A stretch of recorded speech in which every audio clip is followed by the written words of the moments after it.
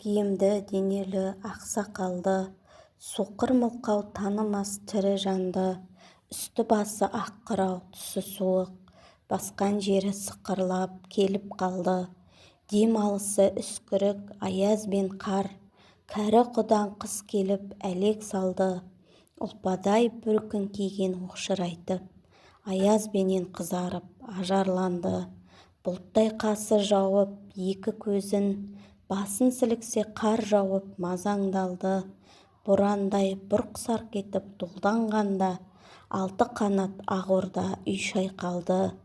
Әуес көріп жүгірген жас балалар, беті қолы долбығып үсік шалды.